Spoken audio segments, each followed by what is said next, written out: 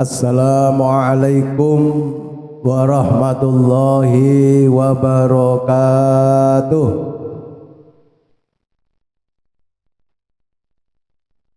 Alhamdulillahi rabbil alamin.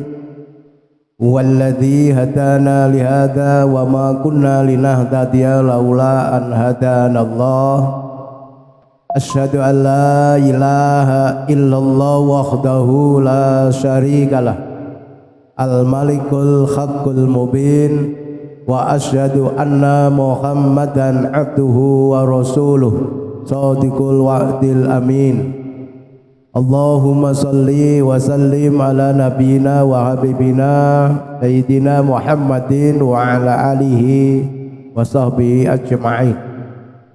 Wa qala Allah ta'ala fil Qur'anil Karim, a'udzu billahi minasy syaithanir rajim. Ya ayyuhalladzina amanu la tukhillu sya'airallahi wala syahral harama walal hadya walal qalaida wala aminal baital harama yabtaghuna fadlan minallahi wa ridwana wa idza khalaltum fastadu wala yajrimannakum sana'anu qaumin an saddukum 'anil masjidil harami an ta'tadu wa ta'awanu 'alal birri wat taqwa wala ta'awanu 'alal ismi wal 'udwan wattaqullaha innallaha syadidul iqab. Bapak-bapak, ibu-ibu, saudara-saudara, adik-adik, jamaah kajian sore menjelang berbuka puasa di Masjid Babus Sofa yang dirahmati, disayangi, dicintai, dimuliakan oleh Allah Subhanahu wa taala. Pertama dan utama sekali tentunya kita memanjatkan puja dan puji syukur yang mendalam kehadirat Allah Subhanahu wa taala atas selimpahan karunia-Nya, maunahnya berupa rahmat, taufik, hidayah, kesehatan, keselamatan, keamanan, keberkahan, sehingga kita mampu melangkahkan kaki ke Masjid Babus Sofa ini dalam keadaan sehat walafiat, tidak ada halangan suatu pun juga. Salawat dan salam moga-moga terlimpahkan kepada junjungan Nabi Agung, Nabi mulia, Nabi akhir zaman, Nabi kita, Nabi Muhammad sallallahu alaihi wasallam, para keluarga, para sahabat dan pengikut-pengikutnya yang senantiasa tetap istiqomah melaksanakan dan menjunjung tinggi sunnah-sunnah Rasulullah sallallahu alaihi wasallam. Moga-moga kita semua yang mengaku sebagai umat Muhammad ini kelak juga oleh Rasulullah diakui sebagai umatnya. Kita semua yang amat sangat mencintainya, moga-moga juga dicintainya, sehingga pantaslah besok di akhirat kita ini mendapatkan syafaatnya. Pantas pula di akhirat kelak kita bersama Rasulullah masuk surga. Amin. Jadi besok itu kalau masuk surga itu harus berombongan, Bu, ya. Gak boleh sendiri-sendiri. Ya, moga-moga rombongan kita itu bersama rombongannya Rasulullah. Wasiqal ladzina taqau ilal jannati zumara. Maka berombonganlah orang-orang bertakwa itu masuk surganya Allah, digiring bahasanya oleh malaikat Ridwan. Sudah di depan pintu diucapkan salamun qaulam min rabbir rahim atau salamun bima sabartum, dengan ucapan selebrasi selamat monggo mlebet swarga. Yang mlebu neraka ya rombongan lah gitu ya. Rombongan wasiqal ladzina kafaru ilal nari zumaro ila jahannama zumaro. Jadi rombongan orang-orang kafir masuk neraka jahanam. Moga-moga kita masuk rombongannya Rasulullah. Bapak Ibu yang dirahmati Allah, sekarang sudah tanggal 11 Ramadan 1446 Hijriah. Moga-moga puasa kita yang sudah berjalan 10 hari yang lalu diterima oleh Allah Subhanahu wa taala. Sisanya ini masih berapa? 11. Masih 20-an hari lagi ini, moga-moga diberi kekuatan oleh Allah, jasmani rohani kita, kesehatan dan juga keimanan yang kuat sehingga mampu melaksanakan puasa kita dengan baik dan sempurna. Bapak Ibu yang dirahmati Allah, kalau Senin yang lalu kita sudah membahas tentang apa Mas Robek kemarin? Ya, membahas puasa dan kedisiplinan serta kesabaran tingkat tinggi. Jadi orang puasa itu harus punya sabar dan disiplin tinggi. Senin hari ini kita akan bahas tentang hikmahnya puasa untuk meningkatkan simpati, empati dan semangat bersama, selamat berbagi, selamat semangat kebersamaan untuk meraih bahagia. Termasuk tadi saya sampaikan kebersamaan untuk kelak masuk surganya Allah. Memang puasa ini diantara hikmahnya adalah agar kita punya sifat empati. Empati itu jauh lebih tinggi dari simpati. Kalau jenengan mendengar ada tanah longsor, banjir di Pekalongan sana, terus jenengan membuka aplikasi ada donasi, jenengan ngirimkan 1 juta untuk membantu saudara kita yang kebanjiran dan tanahnya, rumahnya longsor hilang, itu simpati. Tapi kalau jenengan di samping membantu 1 juta dikirim transfer ke sana, terus jenengan tindak Pekalongan sana, jenengan tidur di rumah penduduk sana, jenengan melu nguras bekaline, kok kalian dikuras, melu bersih-bersih rumahnya, ikut memasakkan dapur umumnya, ikut menyiapkan makanan relawan, nah itu namanya empati, ikut bersama merasakan. Dulu saya masih ingat tahun 2006 waktu jadi gempa bumi dan sedikit tsunami di Yogyakarta, banyak rumah-rumah roboh, banyak itu. Ada bapak-bapak kita itu yang hari pertama begitu mendengar ada gempa dan banyak rumah roboh langsung meluncur ke Jogja, ke Bantul sana, ke Sleman sana. Di sana mendirikan tenda berhari-hari, ya makan di tenda itu, berhari-hari menolong orang-orang yang kakinya patah, menolong ibu-ibu yang melahirkan dalam perjalanan ke rumah sakit, sudah kakinya luka, kepalanya pecah. Itu namanya empati, jadi merasakan penderitaan dengan bersama. Bapak Ibu yang dirahmati Allah, firman Allah di ayat 2 Quran surat Al-Maidah yang saya baca tadi, yang panjang tadi. Itu ada potongan ayat yang terakhir, wa ta'awanu 'alal birri wat taqwa wala ta'awanu 'alal ismi wal udwan wattaqullaha innallaha syadidul iqab.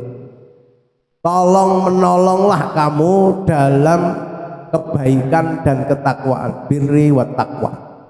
Artinya kita sesama muslim, sesama mukmin, apalagi kita sudah digembleng dengan ritual namanya puasa Ramadan dengan berlapar-lapar. Makanya kalau sampai ada lagunya Bimbo itu, ada anak bertanya pada bapaknya, buat apa berlapar-lapar puasa. Ibu-ibu bapak-bapak ya kenal lagu ngeten niku. Lagune Denny Caknan saiki sing dihafal. Iya. Mesti ini lagu yang sangat bagus. Ada pertanyaan, buat apa berlapar-lapar dagang? Ya untuk menjalin tumbuhnya sifat simpati, empati membantu semangat bersama, menolong saudara kita yang puasanya tidak hanya 1 hari mulai dari terbit fajar sampai matahari terbenam seperti kita. Jangan-jangan saudara-saudara kita, adik-adik kita yang miskin, anak-anaknya orang miskin, anak orang fakir, yatim, ada yang sampai berhari-hari puasanya, makannya hanya minum saja. Jangan-jangan seperti dulu waktu awal pandemi tahun 2020 sampai 2021 itu di Banten ada sak keluarga gantung diri. Gara-gara apa? Gak ada yang memberi makan karena semua orang takut keluar rumah, takut tertular sehingga berada di rumahnya masing-masing. Iya, bagi orang yang kaya raya cukup di rumah 1 bulan 1 tahun pun ada, apalagi semuanya bisa lewat online, tinggal nutul HP, tul makanan bisa datang. Karena saudara kita yang mengais rezeki lewat Shopee, GoFood, macam-macam di jalan. Tetapi saudara kita yang miskin, wong HP aja gak punya. Kalau terjadi pandemi seperti 2-3 tahun yang lalu, ya situ sampai mati betul. Ada tukang pemulung sampah itu karena juga nggak berani keluar, karena kalau keluar pun dicegati sama Babinsa, Babin Katimas, karena nggak boleh keluar desa, di pagar-pagar kampungnya dicegati, sehingga sampai yang diminum hanya air aqua galon teh, akhirnya mati. Masya Allah.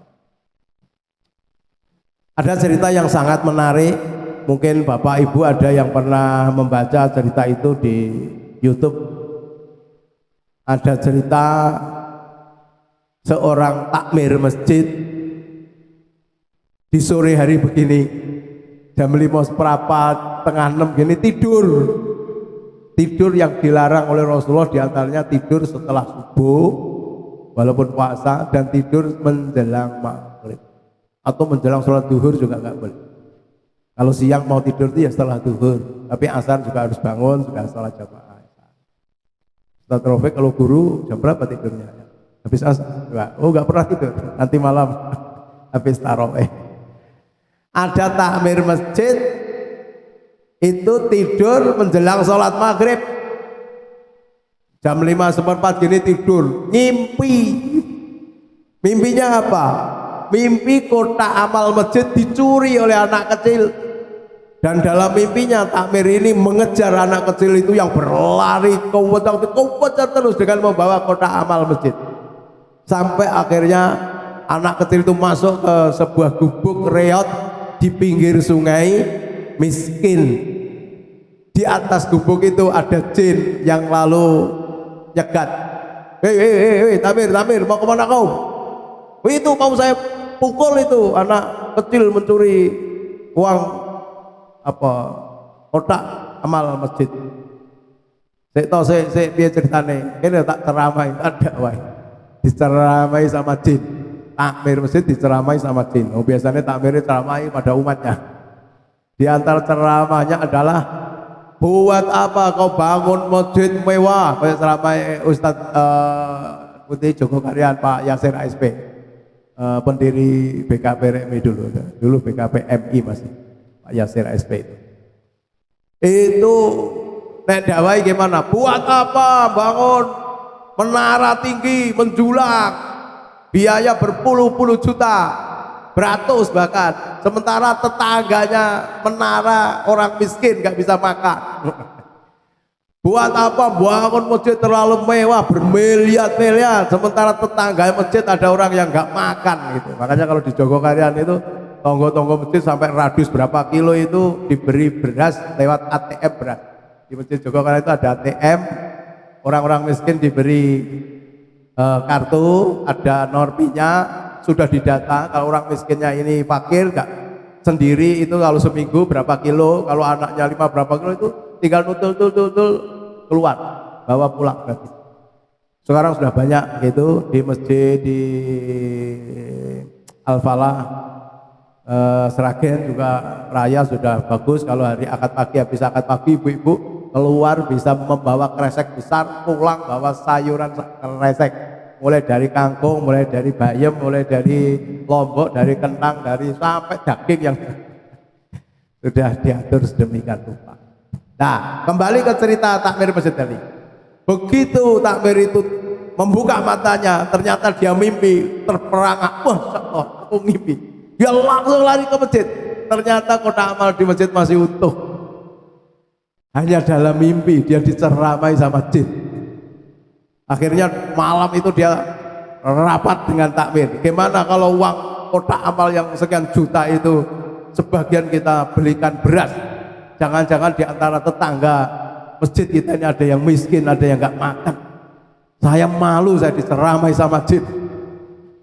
Besok paginya beli beras berkalung-kalung, muter, orang-orang miskin dikirimi, menemukan anak yatim piatu di pinggir sungai.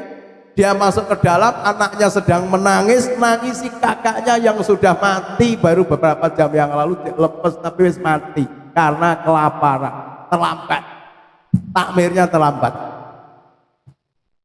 Makanya kalau seperti Jogo Karyan bagus, konsepnya satu-satunya adalah uang takmir atau uang kas masjid harus nol setiap hari.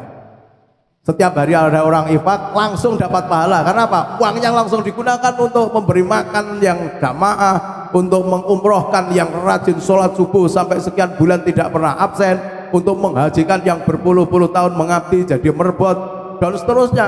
Apa enggak lebih mulia itu uang yang dimakan? Makanya yang mengirim sedekah, yang donatur semakin banyak semakin ramai. Karena apa? Tahu bahwa kalau sedekah di masjid itu langsung hari itu juga pahalanya diterima. Kalau masih disimpan di rekening di bank, masih disimpan di bendahara, jangan-jangan pahalanya belum, karena belum termanfaatkan. Lah gitu contoh. Jadi artinya di sini puasa ini insya Allah menjadikan kita lapar, dahaga. Setelah itu kita akan merasakan bagaimana penderitaan saudara kita yang lapar dan dahaga, yang harus kita berikan santunan. Siapa yang harus kita beri santunan? Kalau kita jadi orang yang cukup, moga-moga jenengan tidak hanya cukup tapi kaya. Tentu Quran surat Al-Baqarah 215 mengingatkan kita, yas'alunaka madza yunfikun. Para sahabat bertanya kepada Rasulullah bagaimana tata cara berinfak. Kul ma anfaqtum min khairin, berinfak itu yang baik-baik. Makanya jangan kalau di bulan Ramadan ini berinfak, ada yang berinfak nasi untuk berbuka yang baik-baik, yang masih hangat, yang masih fresh, dagingnya yang masih bagus, ayamnya bagus, nggak ada yang basi. Karena beberapa waktu yang lalu ada memberi makan anak sekolah gratis, ada yang ayamnya basi, akhirnya kurus masuk ke rumah sakit. Lah, niatnya baik menolong malah membawa petaka. Bersedekah, berinfak itu yang baik-baik. Untuk siapa? Falil walidaini, kepada kedua orang tua. Jenengan kalau cukup apalagi kaya harus simpati empati panjenengan yang jenengan tunjukkan dalam bentuk memberikan nafkah itu kepada orang-orang tua kita, orang tua kita, ibu kita, bapak kita. Kalau ibu kita, bapak kita memang berhak menerima, dalam pengertian memang juga nggak mampu. Kalau orang tua kita sudah kaya raya 7 keturunan ngono ya nggak usah disodakoi anaknya, nggak apa-apa karena mereka sudah kaya. Langsunglah kepada waliyawil kurba, keluarga dekat. Siapa keluarga dekat? Kakak, adik, ponakan gitu. Jangan sampai kita, mohon maaf, dengan dulur sendiri nggak pernah nggak pernah memberi bersedekah, memberinya kepada orang lain, nggak kenal. Puasa-puasa begini nyegat di jalan raya, semua yang lewat diberi, padahal yang lewat itu kadang-kadang ada yang tidak puasa dia, apalagi mungkin dia haid atau mungkin dia laki-laki tapi yang nggak puasa, nakal, nyapa tiba buka nakal, nggak puasa, nggak kenal diberi. Sementara dulure dewe, adik dewe miskin, sing tinggi buka rene nggak diberi, loh, nggak boleh. Gak boleh, jadi harus diperhatikan zawil kurba. Baru setelah itu melangkah nek wis cukup ibunya, cukup keluarga dekat, punya sehubungan darah, maka melangkahlah ke anak yatim, kepada orang-orang miskin. Wal jaridil junubi, tetangga dekat yang napa pagere atau tembok atau niku napa pintu dapure bersebelahan dengan pintu dapur jenengan. Nah, Nabi mengajarkan kalau jenengan masak kok baunya tercium oleh tetanggamu, berikanlah tetanggamu dengan masakan itu. Ya terutama ya gulai, sate atau gitulah. Ojo goreng teri, goreng apa jeneng terasi, mambu wong sak RT, wong sak RT diteri terasi. Ya ora apa-apa dikeri terasi sak kilo gak apa-apa, baik. Tapi kalau ngeterine mur sak ngene lho dibagi wong akeh. Jadi Bapak Ibu yang dirahmati Allah, insya Allah puasa ini sekali lagi akan menjadikan kita menjadi orang-orang yang punya kepedulian persaudaraan yang istimewa. Karena ikatannya adalah ikatan iman, ikatan batin, ikatan kasih sayang yang dimunculkan oleh Allah di dalam hati orang yang beriman yang sedang puasa. Puasa ini kan urusan perut dan bawah perut kita off-kan di siang hari. Kalau malam hari monggo, ukhilalakum mailata siyamiro fasuilan saikum ngono kae. Ustaz Rafiq nek malam yo karo bojone boleh. Karena ada teman di Kemenak itu yang sampai ngomong sama saya, pokoknya Pak Iwan, kalau saya bulan Ramadan ini aku sak bulan total. Piye karepmu aku yang ngono. Lah wis kesepakatan kok. Bojoku yo gak njaluk, aku yo ora kowe. Pokoke sak bulan. Lah berarti ngaji terus tiap malam, tahajud terus. Apa taraweh terus dosa aku ya kok dosa nyalai Al-Quran wong Al-Quran itu puasa itu minal khaidil abyadu minal fajar, mulai dari terbit fajar subuh itu ilal lail sampai ilal, terus di sana ada ayat ukhilalakum lailatas yamin rofasu ilanisaikum, dihalalkan atas kamu. Kuwi nek bojomu butuh, bojomu njaluk ngono rambawe kowe dosa. Kok kesepakatan itu la taghlu fi dinikum, jangan berlebih-lebihan dalam beragama. Bapak Ibu yang dirahmati Allah, jadi insya Allah karena gini maksudnya, orang yang puasa itu harus menghadirkan sifat sosial yang tinggi. Di samping yang kemarin dengan puasa itu menjadikan kita punya sifat jujur karena diawasi Allah, punya sifat sabar, kemarin sudah disiplin, iya. Sekarang adalah punya sifat empati simpati karena sekali lagi merasakan ternyata lapar itu gak enak. Ya Allah, kelisian. Jangan kalau sudah jam 2 ke atas mau tidur nggak bisa. Kecuali jangan baru subuh, baru sahur langsung tidur, itu nyenyak enak. Karena apa? Warek. Tapi nggak baik menurut kesehatan. Bisa nanti kena lambung, kena macam-macam, itu jangan. Ya istirahatnya ya kalau prei ya jam 10 kan waktu zuhur bangun sholat ya. Atau pas zuhur jam 2 setengah 3 bangun, itu nggak usah suwi-suwi. Pokoknya sebelum maghrib jangan tidur. Kau naik mimpi kayak seperti tadi.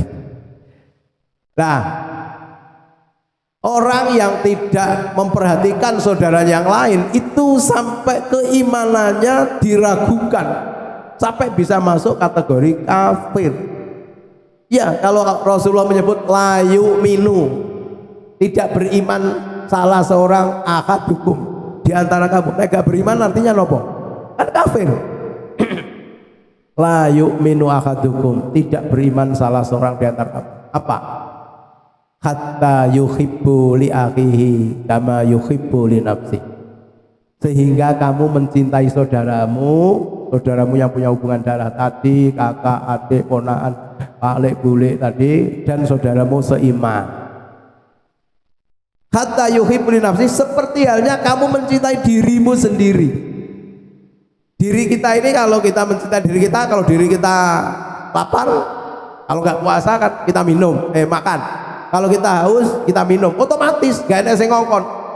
Merasa haus ya langsung secara refleks, secara gharisa, secara insting ya kaki tangan menuju ke kulkas, buka kulkas minum.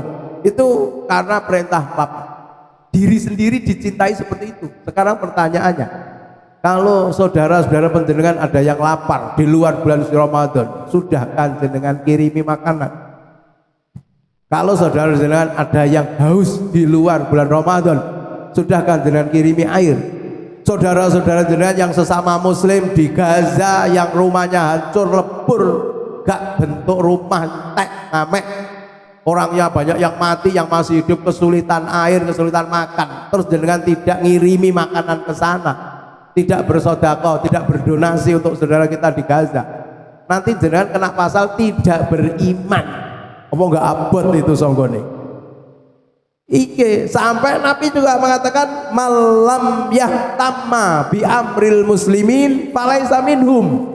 Sapa wonge sing tidak mikirkan nasibe wong muslim lain, maka orang itu bukan termasuk golongan orang Islam. Abot nih sakjane. Jenengan sampai gak mikirin nasibe wong muslim liya sing kesusahan, maka jenengan diragukan kemuslimannya. Hadis is okay. Malam yahtamma bi amril muslimin, orang yang tidak memikirkan urusan nasibnya orang muslim lain, maka falaisa minhum, orang itu bukan golongan orang Islam. Gitu. Lalu ada hadis lagi, tidak beriman salah seorang di antara kamu tidur gua reken kekenyangan. Kalau orang gua reken kan gampang tidur. Ngapa terus turu. Sementara tetanggamu gak bisa tidur karena kelaparan. Jadi kan sudah jam 3 ke atas habis asar mau tidur itu angin, kelisian. Kenapa? Lapar. Orang lapar itu tidur sulit. Maka Nabi menggambarkan nek tanggamu ora iso turu gara-gara kelisian kaliren, itu sampean dianggap layu minum, belum beriman. Abot. Maka kita harus jadi orang yang simpati, empati dan membantu. Pokoknya jiwa bahasa keren apa niku? Jiwa filantropi kita ini harus all out, terutama di bulan Ramadan ini. Wis to, pokoknya nanti THR-nya ya ompap di sedekahne napa lho. Wong itu duit temokan kok THR. Lho bayarane jenengan nyebut kae kan digaji. Diwehi tunjangan kinerja. Oke Ustaz, Profek. Tunjangan kinerja, tunjangan TPP guru kowe. Lah terus THR kuwi apa? Duit temokan kuwi.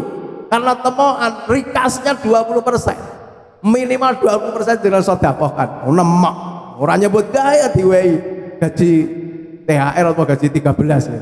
Itu sedekahkan. Nek gak bahaya nanti. Orang ngeden-ngedeni ya ora. Oh, banyak sing bakil-bakil itu terus lorone sing abot-abot ujug-ujug malah ngetokne duit 100 juta. Terus apa niku? Kontrole 8 juta. Kontrolnya 10 juta. Coba bayangkan. Itu padahal kalau yang bersangkutan itu sedekah 10 juta begitu. Orang loro sampai operasi 100 juta. Loh kok iya? Banyak kan cerita.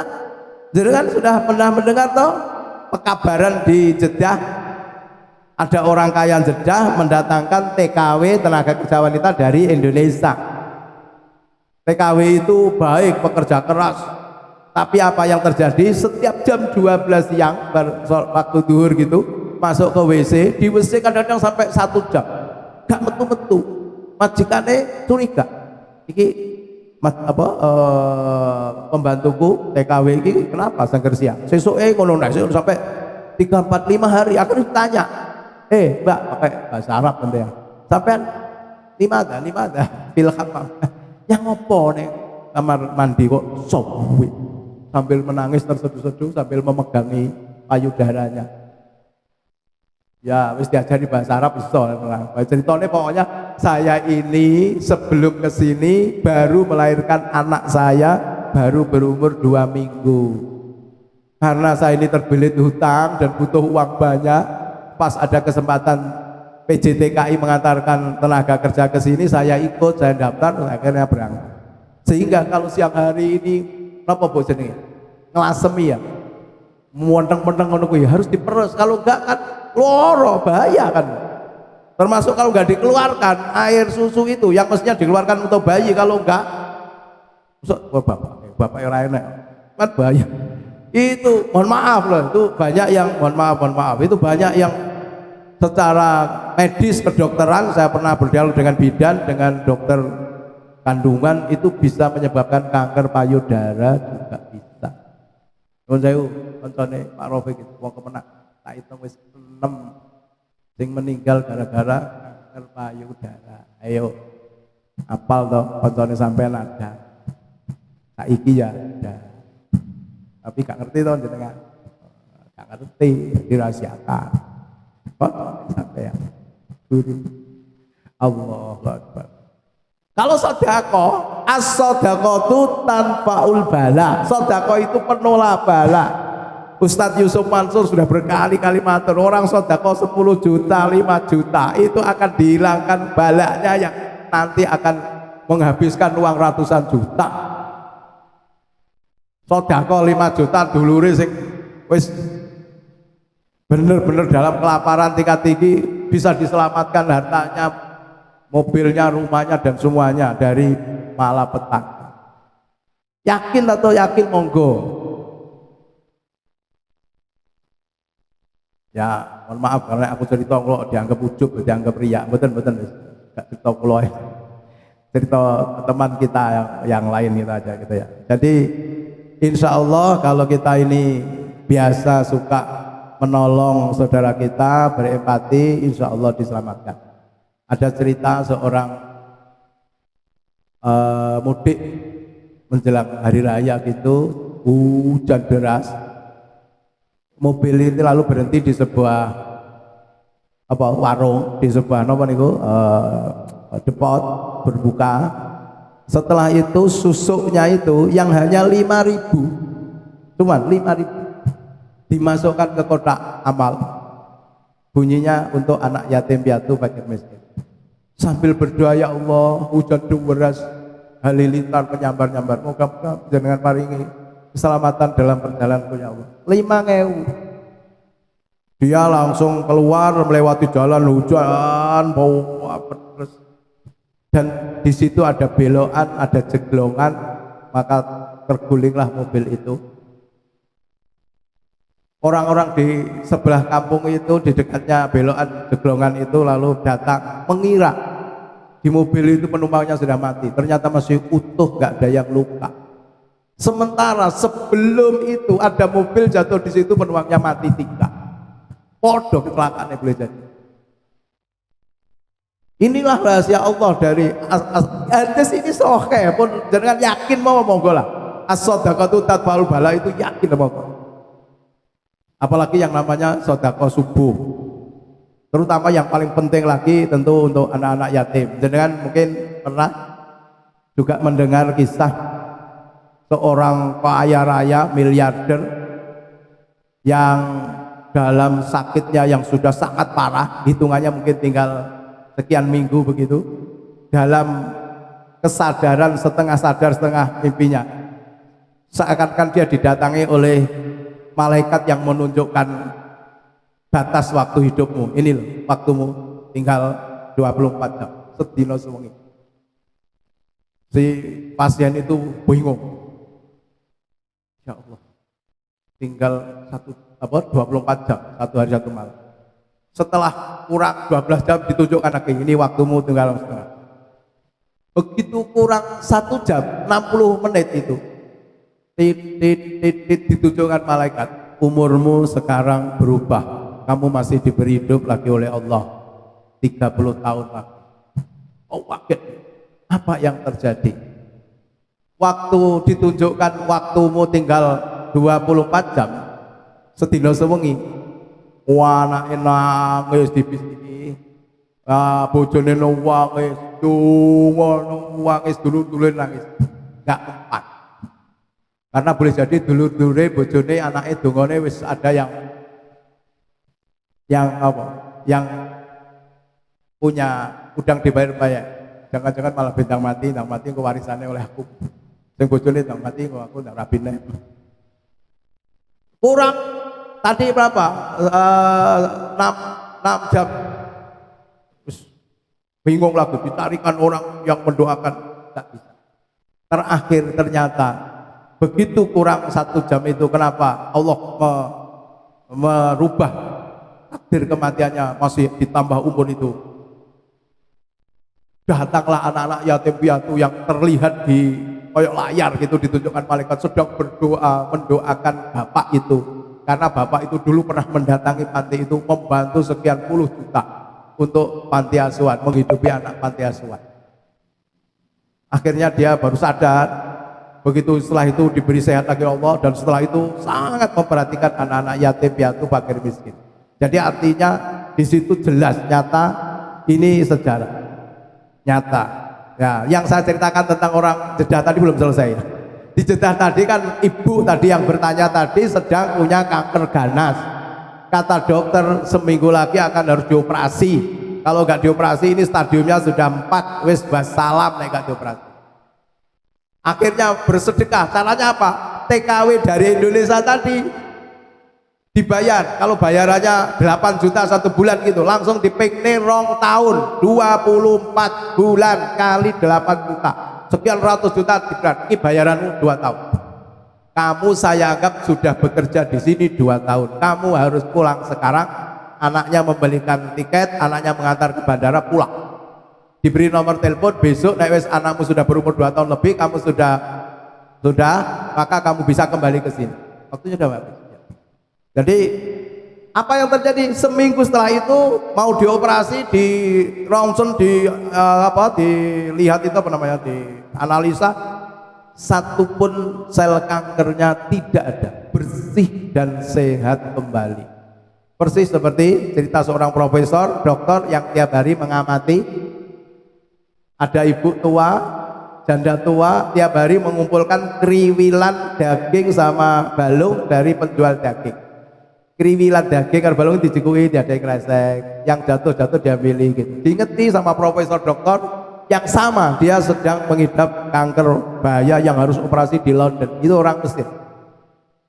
Begitu dia terhentak, ya Allah ada orang miskin yang tiap hari ngamili begitu. Dia tanya, Bu, kamu mengerjakan apa? Suami saya sudah mati Bapak, saya kasihan sama anak-anak, sudah lama nggak makan daging. Dia tak kayak sop daging atau apa, tapi ya isinya kriwilan-kriwilan balung. Ya Allah, tersentak. Si bapak itu tukang bakul daging, tolong ibu ini dijatah 1 bulan berapa minggu gitu, 4 minggu, tiap minggu berapa kilo daging, tak bayari selama 1 tahun, ini berapa juta tak bayar. Pulang itu profesor dokter itu di rumah itu guyang-guyung, bojone bingung, Pak sampai kok guyang-guyung, kok bahagia ini apa, padahal harus dioperasi seminggu lagi, kanker ganas sampai sudah stadium 4. Guyang-guyung. Anaknya juga tanya gitu, tapi bagaimanapun aku wis bahagia, pokoknya hari ini aku bahagia, aku wis ketoknya wis gak sakit, aku wis ora usah dioperasi.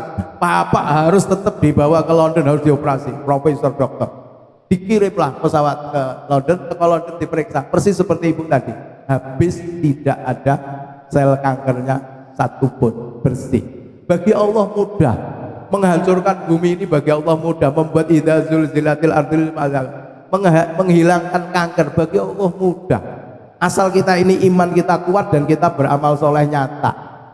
Insya Allah kalau kita ini iman amila solihan, beramal soleh, terutama puasa ini dalam bentuk puasa Ramadan ini, minta karin ausa, laki-laki atau perempuan, falanuhyiyannahu hayatan, orang itu diberi kehidupan yang baik. Ya kalau puasa hasilnya lalu bisa menolong saudara kita yang tiada gitu, monggo. Ada cerita yang sangat menarik, wis pokoknya tak iseni cerita-cerita tok. Ya nek mur dalil tok nggih. Terakhir ini, ada anak yatim yang zaman perang di Jepang itu gendong adiknya yang sudah mati jadi jenazah. Digendong sama tentara, dikatakan, "Siapa yang kau gendong itu?" "Adik saya." "Buang aja, wong jenazah kok." "Enggak, saya akan antri penguburan." "Buang saja, ngebut-ngebuti wong jenazah." Apa kata kakaknya? "Ini adikku, untuk saudaraku tidak ada kata berat." Artinya panjenengan kalau ditakdirkan Allah cukup, apalagi kaya, jangan merasa berat kalau panjenengan harus memperhatikan saudara jenengan yang miskin. Tanggunglah keluarga miskin dari saudara jenengan, jangan sebelum orang lain, sebelum nanti malaikat menanyakan atau bahkan menghanguskan harta panjenengan. Bagi Allah mudah, harta itu mesti pergi, karek pergi dengan cara apa? Dengan cara disodakokan yang besok kita titik di surga dan di alam kubur, atau perginya dengan cara Allah mengambil dengan cara paksa, kebakaran, banjir, kecelakaan, musibah, masuk naudzubillah. Moga-moga sekali lagi puasa kita menghantarkan kita menjadi hamba-hamba Allah yang memiliki rasa simpati yang tinggi melihat kesusahan orang lain. Jadi kita ini jadi orang yang gatek gitu loh, ya kita ini mewean, mudah ternyuh, mudah sakit hati kita kalau melihat saudara kita sakit, mudah kita keinginan menolong kalau melihat saudara kita terbantu. Jangan merasa berat apalagi saudara kita. Demikian kurang lebihnya mohon maaf. Ntar lagi maghrib ya 50 5 menit ya, persiapan ya. Moga-moga sekali lagi Allah Subhanahu wa taala memberikan kekuatan lahir batin kita dan intisari dari puasa kita yang kemarin berbentuk kesabaran dan kedisiplinan, sekarang moga-moga menghasilkan jiwa-jiwa yang mudah menolong saudara kita sehingga hasil puasa itu benar-benar nyata adanya dan Allah memberikan sebutan sebagai orang-orang yang bertakwa ya. Jadi tidak hanya awu-awu bahasanya, orang-orang ngaku-ngaku takwa tapi predikat itu belum kita peroleh. Demikian kurang lebih mohon maaf. Billahi taufiq wal hidayah. Assalamualaikum warahmatullahi wabarakatuh.